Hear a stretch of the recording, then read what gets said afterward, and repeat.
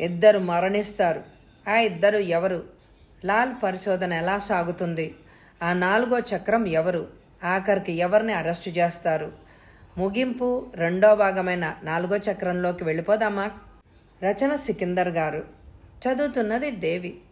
ఈ కథ నచ్చితే తప్పకుండా లైక్ చేయండి. 6 గంటలకు మొదలైన వర్షం ఇంకా కురుస్తూనే ఉంది. రాత్రి 7:30కి జాన్ ఫోన్ చేశాడు గాబరాగా. పార్ట్నర్, కొంప ములిగింది. ఫినిష్. ఏమిటి?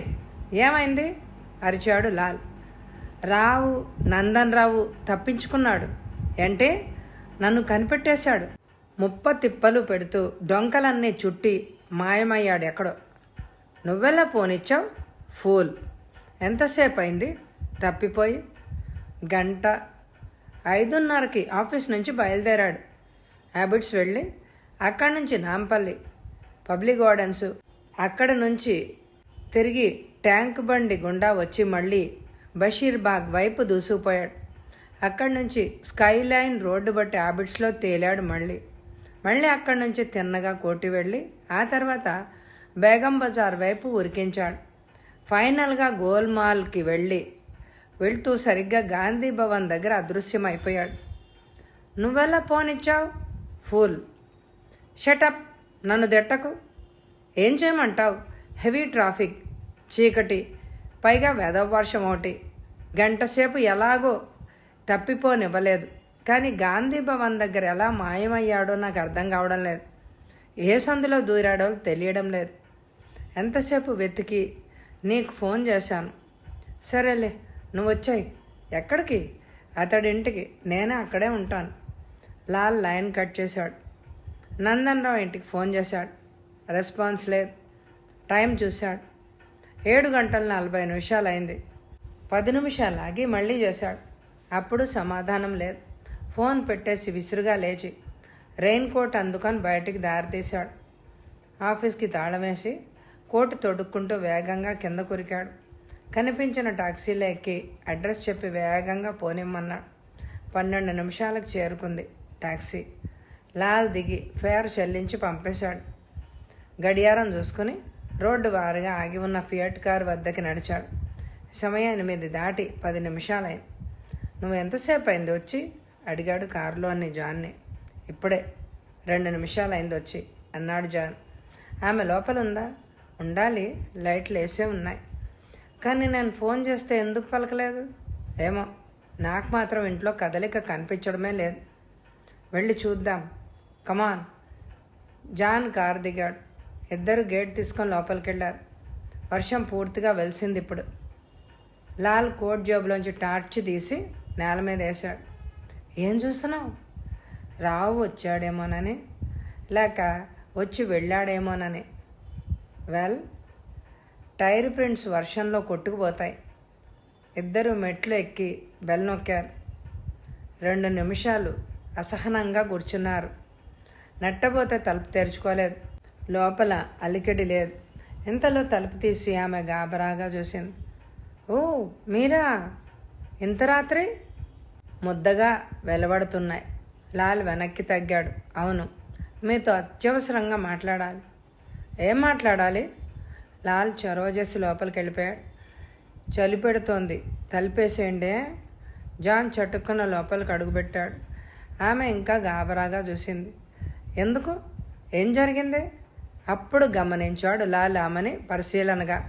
ఆమె అప్పుడే హడావుడిగా దుస్తులు కట్టుకొని వచ్చినట్టే కనిపిస్తోంది. ఒంటి మీద అక్కడ నీటి బిందువులు ఉన్నాయి. శిరోజాలు కూడా ఇంకా పచ్చిగా ఉన్నాయి. కళ్ళు తీక్షణంగా లేవు. మీరెక్కడికి వెళ్ళారు అని అడిగాడు వెంటనే. ఎక్కడికి లేదు. ఇందాక 2 సార్లు ఫోన్ చేశాను, మీరు పలకలేదు. బహుశా స్నానం చేస్తున్నాను. ఈవేళప్పుడు స్నానమా? సాధారణంగా 6 గంటలకే చేస్తాను. ఇవాళ కొంచెం ఆలస్యమైంది. ఈ వర్షం వల్ల బద్ధకం వేసింది. డిటెక్టివ్లు ఒకరినొకరు చూసుకున్నారు. కానీ మీరు దుస్తులెందుకు హడావిడిగా కట్టుకున్నారు? జాన్ అడిగాడు. మీరు బెల్లు కొట్టారు అందుకని, ఆ కంగారులో. మీ ఆరోగ్యం బాగాలేదా మేడం? ఆమె పకాలమని నవ్వింది. ఏం మనుషులు, ఆరోగ్యం బాగాలేకపోతే స్నానం ఎలా చేస్తారు? మీ గొంతులో మార్పు వచ్చింది అన్నాడు లాల్ ముందుకు జరిగి. ఆమె మళ్ళీ నవ్వింది. అదోలా. లాల్ వాసన పసిగట్టాడు. జాన్ కూడా. తిరిగిద్దరు ఒకరినొకరు చూసుకున్నారు. క్షమించాలి, మీరు తాగారా? అడిగాడు జాన్. ఏంటది? జాన్, ఏమిటి ప్రశ్నలు? నేను తాగితే మీకెందుకు, తాకపోతే మీకెందుకు? లాల్ అన్నాడు. ఉదయం మిమ్మల్ని కలిసినప్పుడు వేరే అభిప్రాయం కలిగింది. మీరు తాగుతారు అని అనుకోలేదు. ఆమె నిర్లక్ష్యంగా భుజాలు ఎగరేసింది. ఇంట్లో తాగుతాను, ఒంటరిగా తాగుతాను తప్ప. నో. ఓకే. మీ వారు ఇక్కడికి వచ్చారా? లేదు. వెల్, ఆయన తప్పించుకున్నారు. ఎక్కడికి వెళ్ళారో మీకు తెలుసా? మీరు ఆయన్ని వెంటాడారా? జాన్ వెంటాడాడు, కానీ ఆయన తప్పించుకున్నారు. సారీ, నేనేం చేయలేదు. చూడండి, ఇప్పుడు సమయం లేదు. జయ అవతల అపాయంలో ఉంది. మీరింకా బుకాయిస్తే మంచిది కాదు. ఆయన ఎక్కడికి వెళ్ళారో చెప్పండి. మేము ఆమెను కాపాడలేకపోతే అందుకు మీదే బాధ్యత అవుతుంది. ఊరుకోండి లాల్. ఆమెకు అపాయం ఏంటి? వాళ్ళిద్దరు ప్రేమించుకున్నారు, కలిసి తిరుగుతున్నారు. మధ్యలో మీకేంటి అభ్యంతరం? నాకుండాలి కానీ. ఏ, మీకు లేదా? ఎందుకు లేదు? ఉంది, ఉంటుంది. ఉండదా? కానీ మీరు నాలాగా తోడ్పడతారా అని ఆలోచిస్తున్నాను ఉదయం నుంచి. అంటే ఏం లేదు లాల్, నా షరతు ఒప్పుకోండి. ఆయన ఎక్కడున్నారో చెప్తాను. ఏమిటది? వాళ్ళిద్దరూ రహస్యంగా కలుసుకుంటారని నాకు సాక్ష్యం కావాలి. ఏం చేస్తారు? విడాకులు తీసుకుంటాను.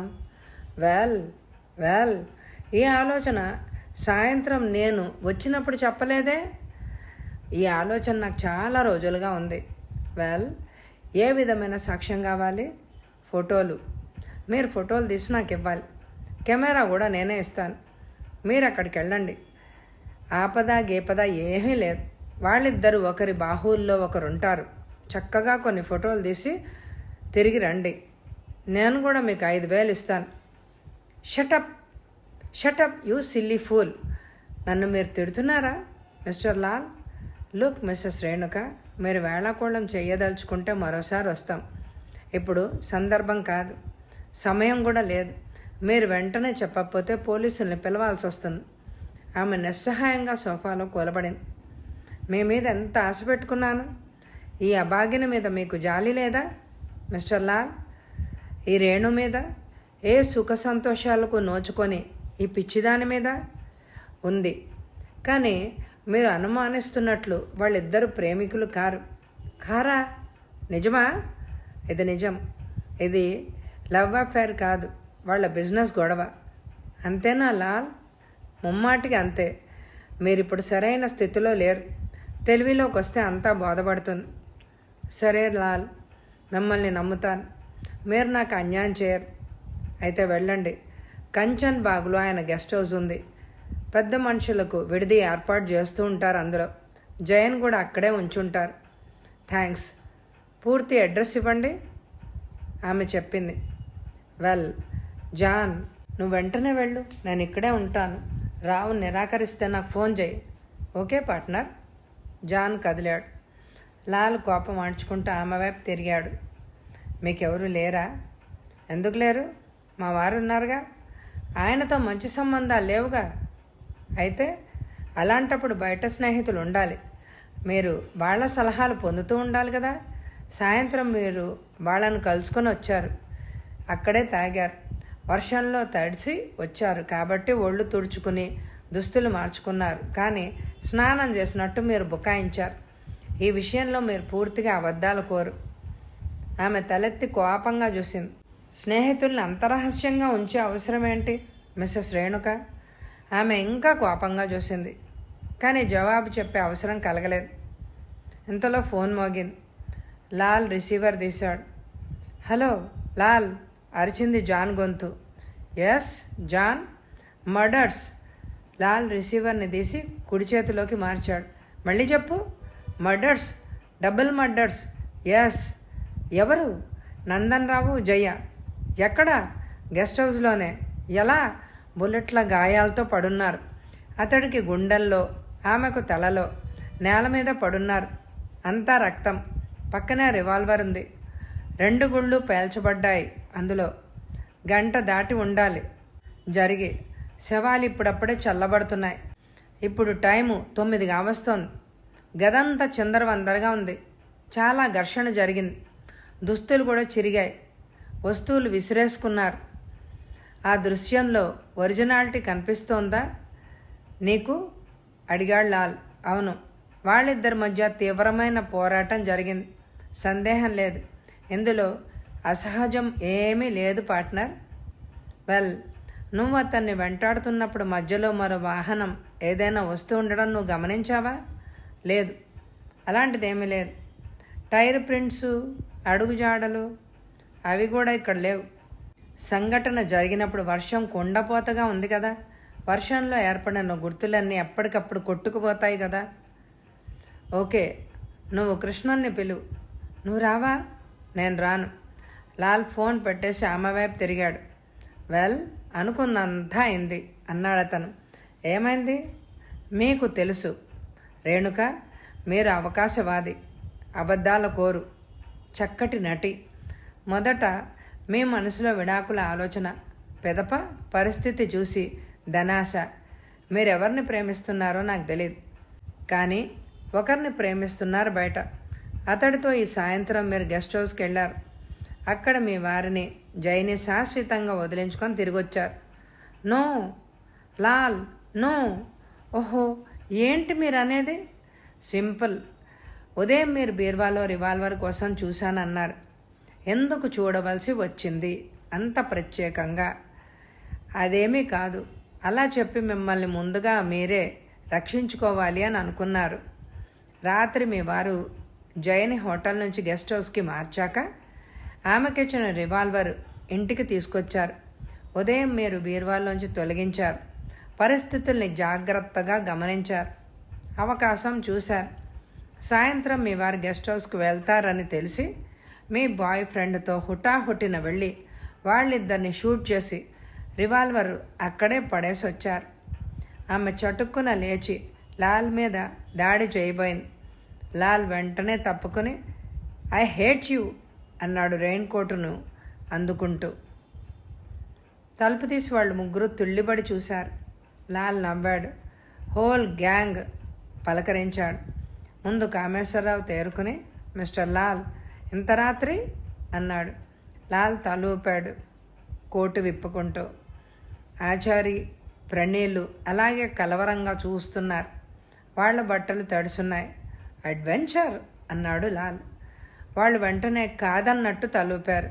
మీ జంట బాగుంది అన్నాడు లాల్ రావు వైపు తిరుగుతూ. మీకు మంచి శిష్యులే దొరికారు మిస్టర్ రావు. రావు చటుక్కున కొడుకుని చూశాడు. ప్రణీల్, నువ్వు వెళ్ళు, బట్టలు మార్చుకో, జలుబు చేస్తుంది. అలాగే డాడీ. ప్రణీల్ లోపలికి పరుగు తీశాడు. లాల్ ఆచార్యని పరిశీలనగా చూశారు. మీరిద్దరు ఎలా తడిశారు? తోటలో నీరు మడుగు కట్టి నిలిస్తే తవ్వి కాలవ తీశారు అన్నాడు రావు.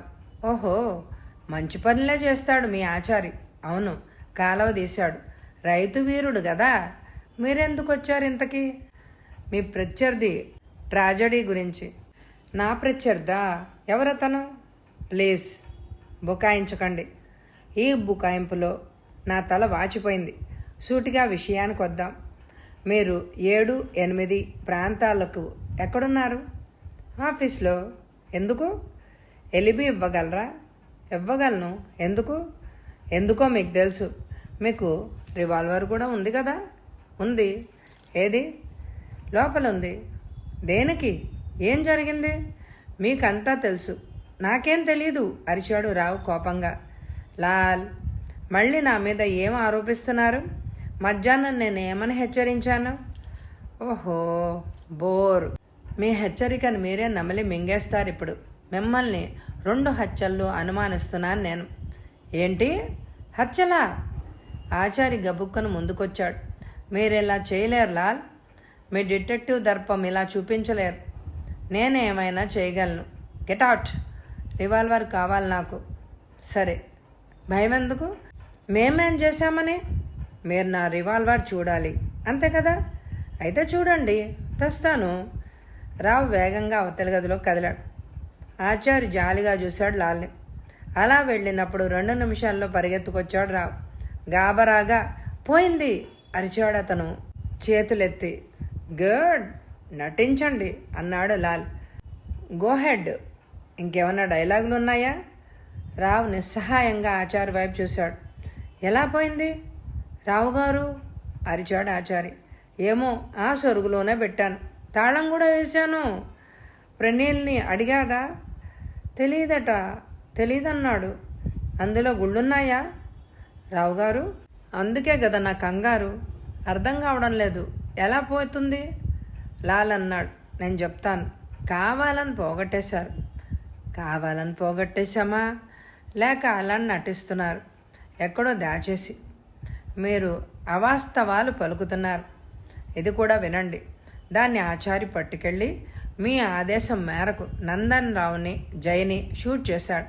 వాళ్ళిద్దరూ ఎందుకో ఘర్షణ పడుతున్నారు.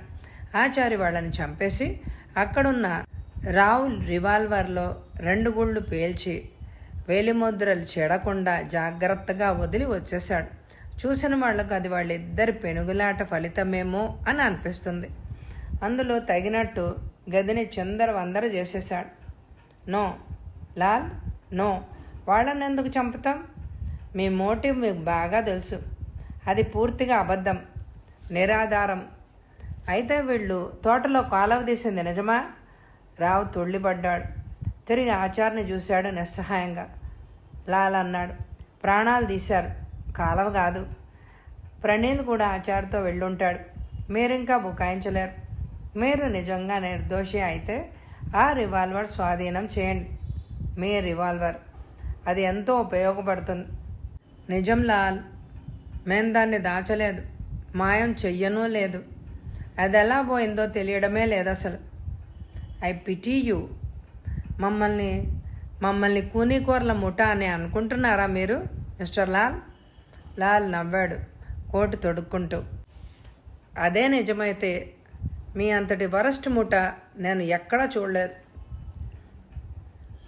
మర్నాడు ఉదయం 11:30కి డిటెక్టివ్లు ఇన్స్పెక్టర్ బాలకృష్ణన్ కలుసుకున్నారు. అతను బిజీగా, అలసటగా కనిపించాడు. ఫ్రెండ్స్, అన్నీ జెట్ స్పీడ్లో పూర్తయ్యాయి, కానీ ఇంకా ఏది లిఖితపూర్వకంగా అందలేదు అన్నాడు అతను.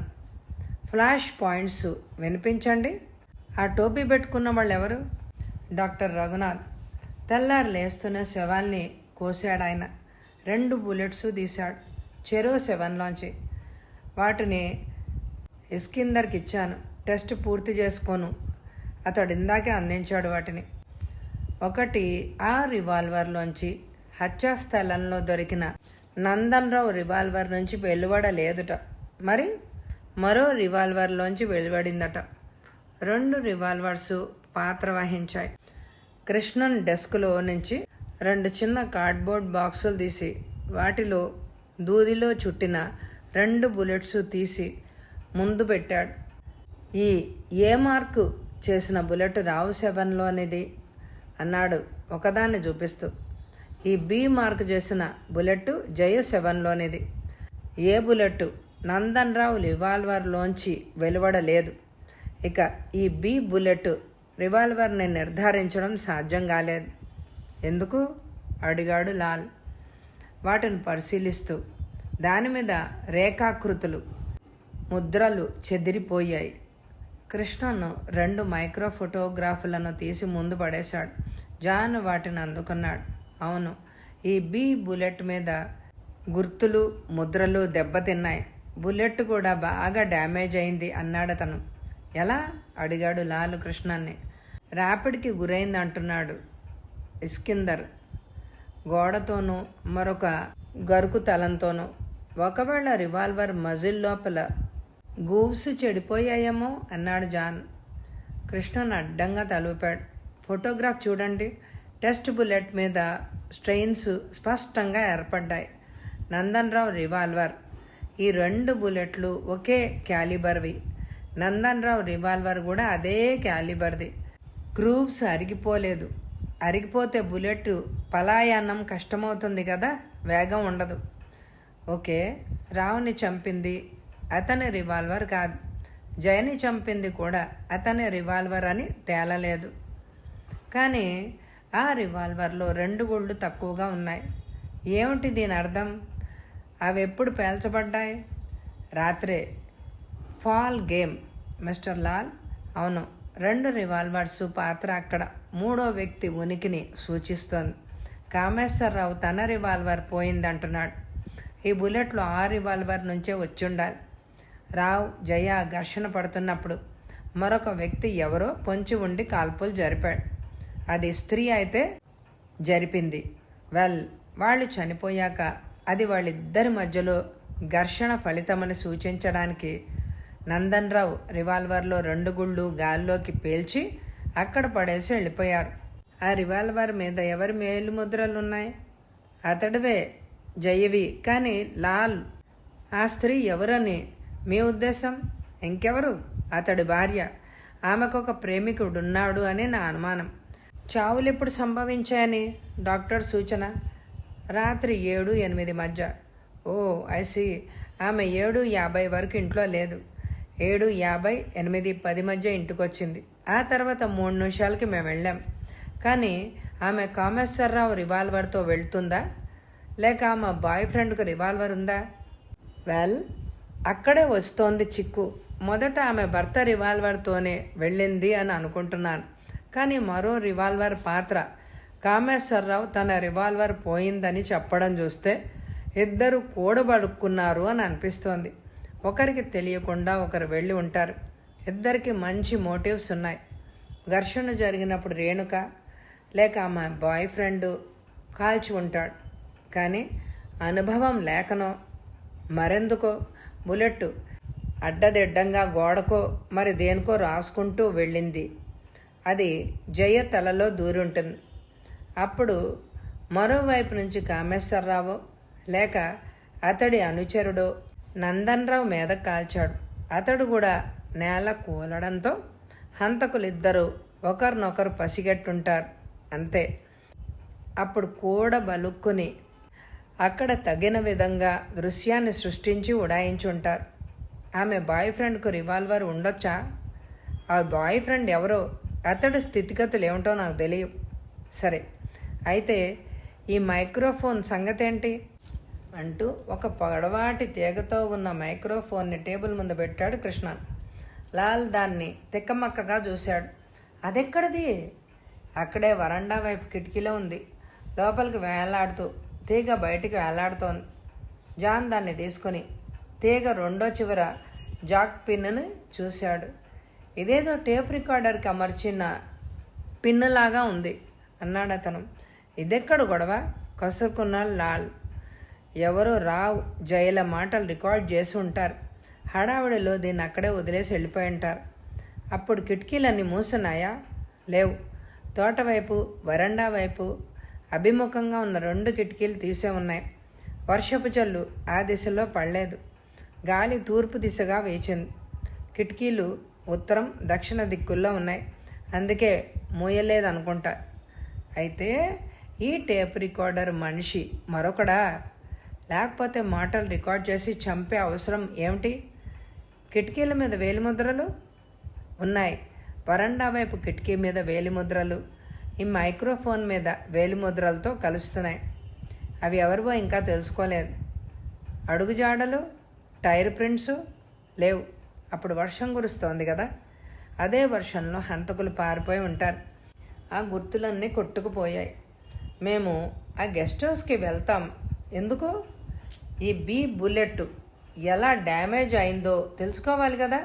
తిరిగొచ్చి మీకు చెప్తానులేండి. అలాగే. కానీ కామేశ్వరరావుకి ఎందులో ఎటువంటి భాగం లేకపోతే?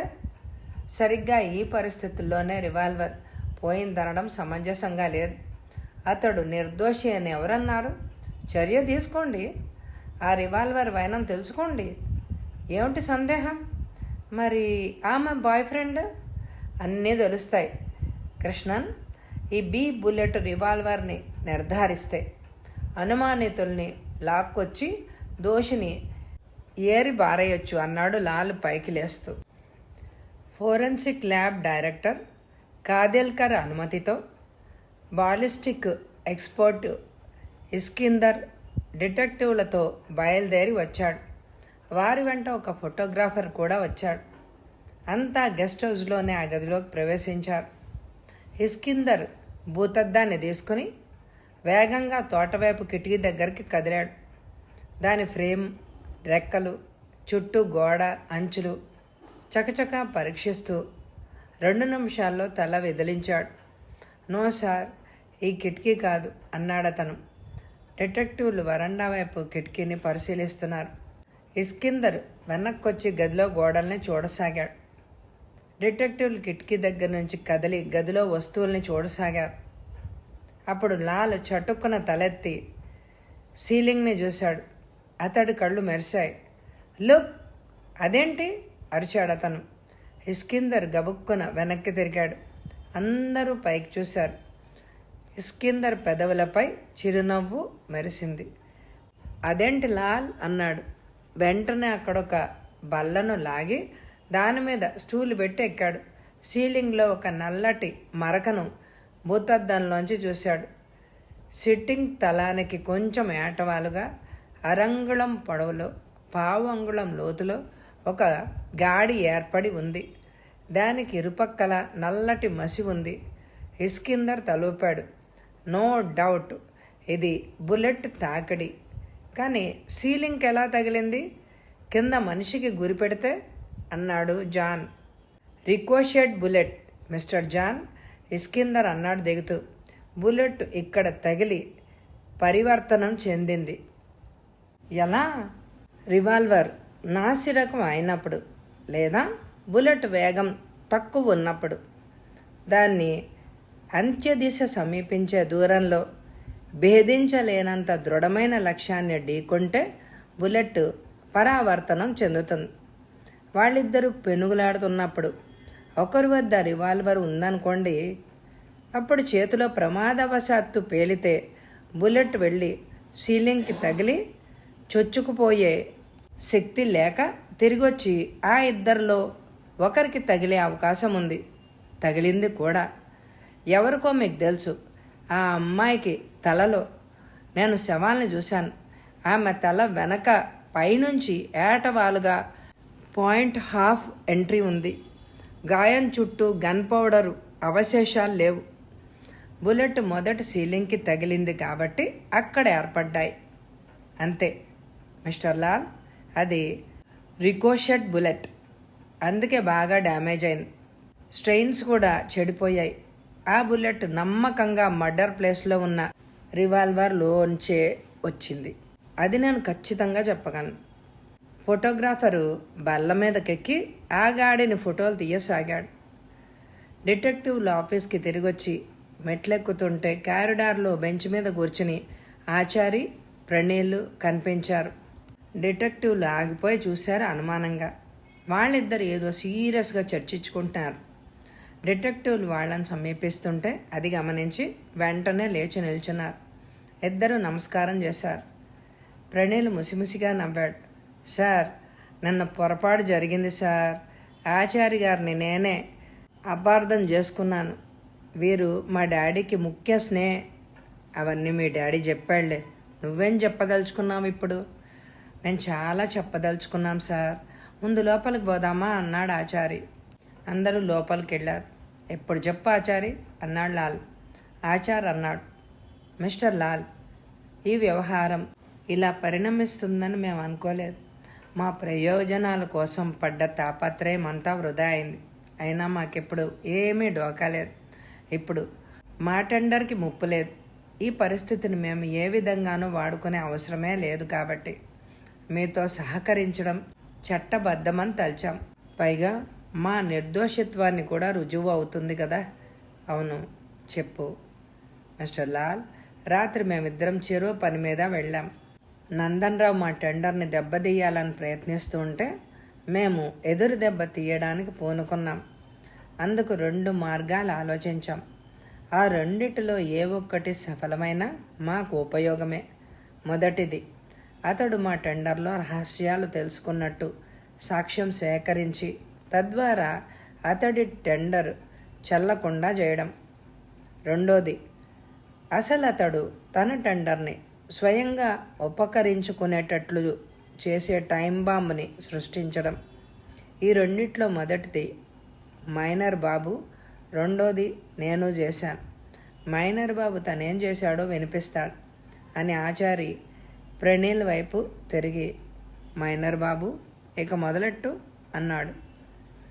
ప్రణీలు చేతులు కట్టుకొని చెప్పసాగాడు. సార్, నేను డిక్కీలో సరిపోతాను. నందన్ రావు ఎక్కడో రహస్యంగా ఉంచిన జయను కలుసుకున్నట్లయితే వాళ్ళు మా టెండర్ని గురించి ఏం మాట్లాడుకుంటున్నారో సేకరించాలని మా డాడీ చెప్పినప్పుడు నాకు ఒక ఐడియా మెరిసింది సార్. నిన్న సాయంత్రం నేను రావు ఆఫీస్ పార్కింగ్ ప్లేస్లోనే అతని కారు డిక్కీలో ఎక్కి కూర్చున్నాను. దాన్ని మారు తాళంతో తీశాను సార్. వెంట ఎయిర్ బ్యాగ్లో ఒక టేప్ రికార్డర్ కూడా తెచ్చుకున్నాను. దానికి ఎక్స్టర్నల్ మైక్రోఫోన్ కూడా అమర్చుకున్నాను. అందులో ఒక క్యాసెట్ వేసుకున్నాను. అతడు ఆఫీస్ నుంచి బయలుదేరితే నమ్మకంగా జయను కలుసుకుంటాడని నాకు తెలుసు. అయితే గంట సేపటి వరకు ఎక్కడెక్కడో తిప్పుతూ ఉంటే ఆందోళన పడ్డాను. ఎందుకు అలా చేశాడో తెలియదు. చివరికి వర్షం పడుతున్నప్పుడు చీకటి అయ్యాక ఓ చోట ఆపాడు. అక్కడ చప్పుళ్ళు లేవు, నిశ్శబ్దంగా ఉంది. వర్షం తప్పితే ట్రాఫిక్ శబ్దాలు కూడా లేవు సార్. అతడు దిగి వెళ్ళిపోయాక నన్నెవరూ గమనించడం లేదు అని నిర్ధారించుకొని బయటకు వచ్చాను. అప్పటికే అతను ఆ చిన్న ఇంట్లోకి వెళ్ళిపోయాడు. నేను జాగ్రత్తగా అడుగు జాడలు పడకుండా వెళ్ళి వరండాలోకి ఎక్కాను. శాండిల్స్ విప్పి మెట్ల దగ్గరే వదిలేశాను. లేకపోతే వరండాలో బురద మరకలు అవుతాయి. ఆ ముందు గదిలో లైట్ వెలుగుతోంది. నేను జాగ్రత్తగా కిటికీని చేరుకొని లోపలికి చూశాను. వరండాలో లైట్ వేయలేదు సార్. చీకటిగానే ఉంది. వాళ్ళు గదిలో ఏదో మాట్లాడుకుంటున్నారు. ఆమె మంచం మీద కూర్చుంది. నన్ను మోసం చేసింది సార్. లాల్ జాలిగా తలూపాడు. ప్రణీల్ మళ్ళీ అన్నాడు. వాళ్ళ మాటలు వర్షం వల్ల స్పష్టంగా నాకు వినిపించలేదు. నేను బ్యాగ్లోంచి నా సరంజామా అదేసి సిద్ధం చేసుకున్నాను. మైక్రోఫోన్ని కిటికీ లోపల కనిపించకుండా రెక్క చాటున ఉంచి యువతల నేల మీద టేప్ రికార్డర్ పెట్టుకొని అక్కడ కూర్చున్నాను. మేట నొక్కాను. అప్పుడు సార్ హెచ్చు స్వరంతో మాటలు రాసాగాయి. నా రికార్డర్లో టేప్ తిరుగుతోంది. మాటలు చక్కగానే ఎక్కుతున్నాయి. కానీ ఎంతకీ వాళ్ళ టెండర్ విషయం ఎత్తలేదు. ఎంతలో హఠాత్తుగా అరుపులు వినిపించడంతో అదిరిపడి లేచి నిలబడ్డాను సార్. వాళ్ళిద్దరూ లోపల అరుచుకుంటున్నారు. ఆమె అతన్ని పట్టుకొని నిలదీస్తోంది. అతడు ఏదో కాదన్నట్టు వేగంగా తల ఊపేస్తున్నాడు సార్. ఆమె తల్లిని కాబోతున్నానని చెప్తోంది. ఆ విషయం ఆ రోజే తెలిసిందని అంటోంది. ముందు నమ్మించి ఇలా చేయడం న్యాయం కాదంటోంది. తనని పెళ్లి చేసుకుని తీరాలి అని అతన్ని వారిస్తోంది. అప్పుడు అతడు విరగబడి నవ్వి ఒకే మాట అన్నాడు సార్. పెళ్ళి నా జీవితంలో పెద్ద ఫార్స్. సంఘంలో గౌరవం కోసం చేసుకున్నానే తప్పితే ఐ హేట్ ఇట్ అని. అప్పుడు ఆమె రెచ్చిపోయింది సార్. ఇంత వంచన కూడదని అతన్ని నమ్ముకుని తన వాళ్ళందరినీ వదిలి వచ్చాను అంది. అతను మరోసారి నవ్వి మోజుకి ముడికి లంక పెట్టొద్దన్నాడు. మోజు కొద్దీ వాగ్దానాలు అవన్నీ నిజమనుకోవడం ఆమె లోకానుభవం లోపమే అని అన్నాడు. అప్పుడు ఆమె చచ్చిపోతానంది. ఈ అవమానాన్ని భరించలేను అంది. అప్పుడు కూడా అతడు నవ్వి అలాంటి బెదిరింపులు చాలామంది చేశారని అన్నాడు. ఆమె గబుక్కున మంచం దగ్గరికి దూకి బ్యాగ్లోంచి రివాల్వర్ని అందుకుంది సార్. చెప్పు, ఏం జరిగింది? ప్రణీల్ ఊపిరి తీసుకున్నాడు. దాన్ని ఆమె తనకి గురిపెట్టుకుని తన ఒక్కరి చావు చూస్తే అతడికి కనువిప్పు అవుతుంది, భవిష్యత్తులో ఇలా ఇంకెవ్వరి జీవితాలతోనూ ఆడుకోకుండా గుణపాఠం అవుతుంది అని అనుకుంది. పాపం రోషంతో రివాల్వర్ని తల కానించుకొని కాల్చుకోబోయింది. అప్పుడు ఆమె చెయ్యి బట్టి లాగాడు. పిచ్చి పట్టిందని తిడుతూ రివాల్వర్ని తీసుకోబోయాడు. ఆమెమో ఇవ్వలేదు సార్. ఇద్దరు పెనుగులాడారు, గింజుకున్నారు. దానికోసం తీవ్రంగా పోట్లాడుకున్నారు. కింద మీద పడ్డారు. ఎంతకీ అది అతనికి అందలేదు. అప్పుడు దాని దిశ పైకి ఉంది. ఆ చెయ్యి ఆమె వెనక పెట్టుకుంది. మరో చేత్తో అతడితో పెనుగులాడుతోంది. అదే సమయంలో ఆమె చేతిలోని రివాల్వర్ పేలింది. గుండు పైకి దూసుకెళ్ళింది. అతను కంగారుపడి అవతలికి దూకేశాడు. ఇంతలో ఏమైందో ఆమె హఠాత్తుగా రివాల్వర్ని వదిలేసి తలబట్టుకుంది. ఆమె తలలోంచి జివ్వుమని రక్తం. అది ఆమె ఒంటినంతా తడిపేస్తోంది. ఆమె కళ్ళు మూతలు పడుతున్నాయి. అంతే సార్, ఆమె కింద పడిపోయింది. అప్పుడు నేను కొయ్యబారిపోయాను సార్. ఆమె నేల మీద పడి ఉంది, రక్తపు మడుగులో. అతడు తేరుకుని ఆమెని సమీపించాడు. ఆదుర్దాగా పిలుస్తూ పరీక్షించాడు. ఆమె ఎప్పుడో చనిపోయింది సార్. అతడు బెంబేలు పడిపోయి లేస్తున్నాడు. సరిగ్గా అప్పుడే అవతల కిటికీ దగ్గర ఒక ఆకారం ప్రత్యక్షమైంది. ప్రొసీడ్. అతన్ని చూసి నేను అరవాలనుకున్నాను, రావుని హెచ్చరించాలి అని అనుకున్నాను. కానీ నా గొంతు పెగిలితే కదా. అంతే సార్, నేను అలా చూస్తున్నాను. ఆ మనిషి చెయ్యి లోపలికి పెట్టి రివాల్వర్తో రావు మీద కాల్చాడు. రావు గుండె పట్టుకుని అక్కడికక్కడే కూలిపోయాడు. బిక్క చచ్చిపోయాడు. ఓహో, ఆ అనుభవం చెప్పలేను సార్. ఆ మరుక్షణంలో హంతకుడు అక్కడ లేడు. నన్నిక చూసేస్తాడనే ఆలోచనకి నాకు భయం రెట్టింపైంది. పరిగెత్తాను అక్కడి నుంచి, టేప్ రికార్డర్ ఎత్తుకొని. మైక్రోఫోన్ కనెక్షన్ని పీకేశాను. ఆ కంగారులో మెట్ల దగ్గర శాండిల్స్ పట్టుకుని శక్తి కొద్దీ ఉరికాను బయట వర్షంలో. అప్పుడు వెనక నుంచి మళ్ళీ షూట్ వినిపించింది. వాడు నా వెంట పడ్డాడు అని అనుకున్నాను, కానీ కాదు, అది ఇంట్లోంచి వచ్చింది. రావ్ ఇంకా ప్రాణాలతో ఉండి తన రివాల్వర్తో హంతకుడి మీద కాల్చాడు అని అనుకున్నాను. ఏమైనా నేను అక్కడ ఉండదలుచుకోలేదు. అలాగే పరిగెత్తుతూ బస్ స్టాప్ వస్తే అక్కడ ఆగి బస్సు ఎక్కేశాను. ఇంటికొచ్చి పడ్డాను. అంతే సార్. డిటెక్టివ్లు చాలాసేపు అతన్ని విస్మయంగా చూశారు. తర్వాత లాల్ అడిగాడు, వెల్, అయితే ఆ మనిషి ఎవరో నీకు తెలుసా? తెలియదు సార్. అతన్ని అసలు నేను ఎప్పుడు చూడలేదు. ఎలా ఉన్నాడు? నల్లగా బక్కగా ఉన్నాడు. 30 ఏళ్ళు ఉంటాయి. మళ్ళీ చూస్తే నువ్వు గుర్తుపడతావా? తప్పకుండా సార్. అప్పుడు గదిలో వెలుగు అతని మీద పడుతోంది. ముఖాన్ని నేను స్పష్టంగానే చూశాను. జన్మలో నేను మర్చిపోలేను. గుడ్. ఆ క్యాసెట్ ఏం చేశావు? తెచ్చాను సార్ అన్నాడు ప్రణీత్. జేబులోంచి ఒక క్యాసెట్ తీసి ఇచ్చేశాడు. లాల్ దాన్ని కొన్ని క్షణాలు చూసి ఆచార్య వైపు తిరిగాడు. ఇప్పుడు నీ అడ్వెంచర్ ఏంటి, గూఢచారి? ఆచార్య నొచ్చుకున్నాడు. మిస్టర్ లాల్, నన్ను అలా పిలవకండి. నేను గూఢచారిని, దుర్మార్గుణ్ణి కాను. నల్లికి కూడా నేను హాని చేయలేదు. నా పక్కలో నల్లులుంటే తీసి నేల మీద వదిలిపెడతాను తెలుసా అండి? రావు గారు నన్ను ఫోటో సాక్ష్యం సేకరించమన్నారు. నందన్ రావు భార్య బయట ఎవరినో ప్రేమిస్తోందట. భర్త ఆదరణ కొరవడి. రోజు సాయంత్రాలు అతడింటికి దర్శనం చేసుకుని వస్తూ ఉంటుందట. ఈ సంగతి భర్తకి తెలియదు. అతను కూడా సాయంత్రాలు గెస్ట్ హౌస్కి పాపల్ని రప్పించుకొని పావనం చేసుకుంటాడట. ఎవరి దారి వాళ్ళు చూసుకుంటున్నారు. రేణుకని ఆమె ఫ్రెండ్తో ఒక 4 ఫోటోలు తీస్తే నందన్ రావుకి మంచి బుద్ధి చెప్పొచ్చు అన్నారు మా రావుగారు. ఆ ఫోటోలు అతని పరువుకే సవాల్గా నిలుస్తాయి. చచ్చినట్టు ఈ టెండర్ విరమించుకుంటాడు. మళ్ళీ ఎప్పుడు అడ్డు రాకుండా ఆ ఫోటోలు గుర్తు చేసుకుంటాం. ఈ ఆలోచన బాగానే ఉంది. వెంటనే పూనుకున్నాను. నిన్న మధ్యాహ్నం ఫోటోలు తీయడం నేర్చుకున్నాను. మైనర్ బాబే నేర్పాడు. సాయంత్రం ఫ్లాష్ బల్బు తగిలించుకొని బయలుదేరాను. అప్పుడే వర్షం మొదలైంది. అది నాకు బాగానే సహకరించింది. 6 గంటలకి రేణుకను ఆమె ఇంటి దగ్గర నుంచి ఆమె ఫ్రెండ్ ఇంటి వరకు వెంటాడాను. అతడు సోమాజిగూడలో ఉంటున్నాడు. ఇంట్లో ఒక్కడే ఉన్నాడు. నేను రహస్యంగా ప్రవేశించాను. మేడ మీద బాల్కనీలోకి చేరుకున్నాను. ఆ కిటికీ తెరిచే ఉంది. లోపల ఇద్దరు పక్కపక్కనే కూర్చొని తాగుతున్నారు. వాళ్ల మాటలు విడాకుల గురించి సాగుతున్నాయి. జయతో తన భర్త వ్యవహారం గురించి చెప్తోంది ఆమె.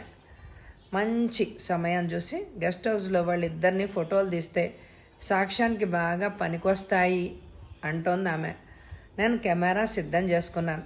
తాపీగా ఒక్కసారి నొక్కి పక్కకి తప్పుకున్నాను. మొదట వాళ్ళు కంగారు పడ్డా తర్వాత ఆకాశంలో మెరుపని సర్ది చెప్పుకున్నారు.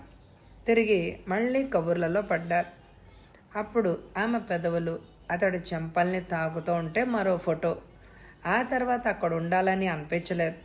ఆ 2 ఫోటోలే చాలనిపించింది. చూడండి, ఈ ఫోటోలు చూస్తే రావు ఠారెత్తిపోడు. ఆచార్య జేబులోంచి 2 ఫోటోలు తీసి చూపించాడు. లాల్ అందుకని చూశాడు. తలూపాడు. వెల్, నువ్వు ఫోన్ చేసి కృష్ణాన్ని పిలువు, జాన్ అన్నాడతను. ఎందుకు? ఈ కేసు ఇప్పుడు తేలిపోయినట్లే అనిపిస్తోంది. ఆచారి, అనిల్ కంగారు పడుతూ చూశారు. ఇన్స్పెక్టర్ కృష్ణన్ వచ్చాడు హడావిడిగా.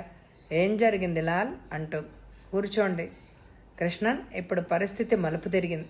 కొత్త విషయం వెలుగులోకి వచ్చింది. మనం పూర్తిగా 3 చక్రాల మీదే ఆధారపడి ఒడుదుడుకులుగా సాగుతున్నాం. కామేశ్వరరావు అండ్ పార్టీ, రేణుక ప్రేమ జంట, రావు జయల పెనుగులాట. కానీ ఇప్పుడు మరో చక్రం కూడా తోడైతే మన గమ్యం చేరుకుంటాం. చెప్పండి. మొదటి 3 చక్రాలకి వారి వారి ప్రయోజనాల దృష్ట్యా మోటివ్స్ ఆపాదించి చూశాం. కానీ వారిలో 2 ఎలిబీలు నిజమని రుజువు అయ్యాయి. అవి ఐరన్ కాస్ట్ ఎలిబీలు. రేణుక, ఆమె boyfriend. Kameshwara Rao and party ఎలిబీలలో సందేహం ఏమీ లేదు. మిగిలిన చక్రం రావు జైల పెనుగులాట. ఫలితం 2 చావులు కాదని ఒకటేనన్ను తెలుసుకున్నాం. ఇప్పుడు 4 అడుగులు వెనక్కి వేసి తప్పిపోయిన ఆ 4వ చక్రాన్ని కూడా తెచ్చి తగిలిస్తే మిస్టర్ కృష్ణన్, మన రథం సాఫీగా చేరుకుంటుంది. ఎవరా 4వ చక్రం? శివరాం అన్నాడు లాల్. శివరాం? అరిచాడు జాన్ ఆశ్చర్యంగా. అవును, శివరాం. లాల్ అన్నాడు మళ్ళీ. ఈ శివరాంని మనం పూర్తిగా విస్మరించాం జాన్. మన దృష్టికి రాకుండా మరుగున పడిపోయాడు. నిన్న ఉదయం అతడు పూర్తిగా సహకరించాడు అని అనుకుంటున్నావా? లేదు, కొన్ని వాస్తవాల్ని ఎగేశాడు. తన ప్రయోజనాల్ని ముందే ఊహించి జాగ్రత్త పడుతూ వాటిని మిగుల్చుకున్నాడు. ఇన్స్పెక్టర్, ఈ శివరాం నందన్ రావు ఆఫీసులో ఉద్యోగి. ఇతడు జయను ప్రేమించాడు. కానీ ఆమె హేళన చేసి తిరస్కరించి ఊరుకోలేదు. అతడి కళ్ళెదుటే తన బాస్తో ప్రణయం ప్రారంభించింది. ఇది శివరాంకి కన్నెర్ర చేసింది. క్రోధం, ఈర్ష్య, ప్రతీకారం రగిలాయి. ప్రేమ విఫలమైతే పరిణామం విపరీతంగానే ఉంటుంది కదా. అంటే ఈ 2 హత్యలు అతను చేశాడా? పొరపాటు. హత్యలు కాదు, హత్య. జయ ప్రమాదవశాత్తు మరణించిందని మరవకండి. నిజానికి శివరాం వాళ్ళిద్దరిని చంపాలి అని అనుకున్నాడు. మొదటి నుంచి పరిస్థితుల్ని జాగ్రత్తగా పరిశీలిస్తున్నాడు. వాళ్ళ రహస్య సమావేశాల్ని గమనిస్తున్నాడు. వాళ్ళ ఆలోచనలు, పథకాలు తెలుసుకుంటున్నాడు. అలా ఎప్పుడైతే నందన్ రావు, కామేశ్వరరావు టెండర్ని దెబ్బతీయాలని ప్రయత్నాలు ప్రారంభించాడో శివరావు తనకు తగిన అవకాశం దొరుకుతుంది అని అనుకున్నాడు. ఒక అనువైన రాత్రి కామేశ్వరరావు ఇంట్లో రివాల్వర్ దొంగిలించాడు. ఈ హత్యలు కామేశ్వరరావు మీదకి పోతే కన్విన్సింగ్గా ఉంటుంది అని అతడి ఉద్దేశం. ఇక నిన్న సాయంత్రం అతను రావు కంటే ముందు గెస్ట్ హౌస్కి చేరుకున్నాడు. రావు వచ్చేటప్పటికి చీకటి పడింది. వర్షం కూడా పడుతోంది. శివరాం తెరిచి ఉన్న తోట వైపు కిటికీ దగ్గర బయట కాచుకొని ఉన్నాడు. కానీ ఎంతలో పరిస్థితి మారిపోయింది. వాళ్ళిద్దరికీ పెళ్లి విషయంలో మాట పెరిగి ఘర్షణకు దారితీసింది. ఆమె గర్భవతి. రావు పెళ్లికి నిరాకరించడంతో ప్రాణాలు తీసుకోబోయింది. బ్యాగ్లోంచి రివాల్వర్ అందుకుంది. అది క్రితం రాత్రి రావు ఇచ్చినప్పటి నుంచి ఆమె దగ్గరే ఉంది. ఆమె కాల్చుకోబోతే రావు నిరాకరించబోయాడు.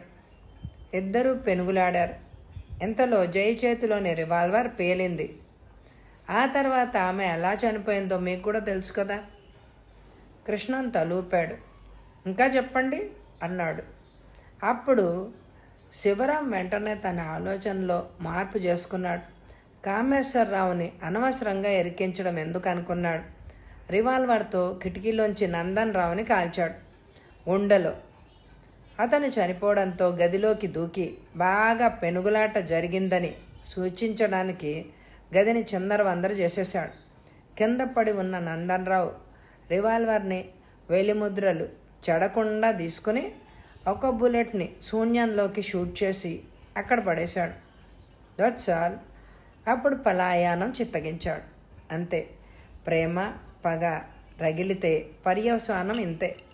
కానీ దీనికి రుజువు అడిగాడు కృష్ణన్. లాల్ నవ్వుతూ ప్రణీల్ని చూశాడు. ఈ ప్రణీలే ప్రత్యక్ష సాక్షి. ఇతను ఒక ధ్యేయంతో అక్కడికి వెళ్ళాడు.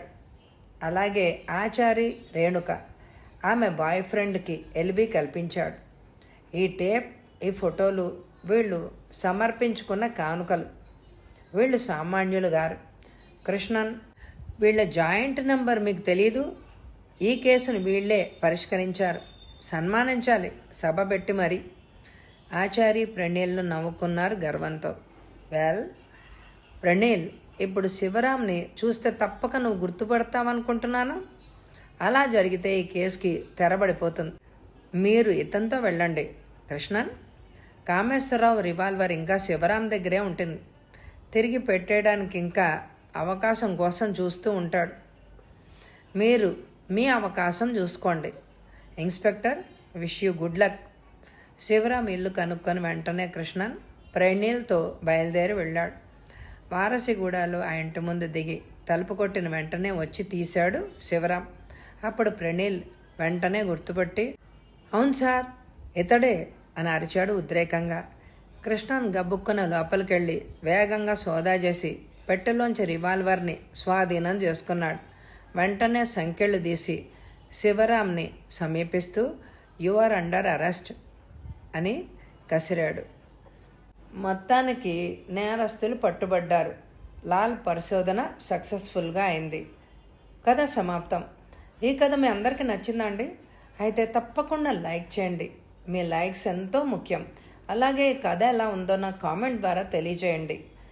ఇదివరకు చదివిన కథలన్నీ పాడ్కాస్ట్లో ప్లేలిస్ట్లో ఉంటాయి. తప్పకుండా వినేయండి. Thank you very much my dear friends.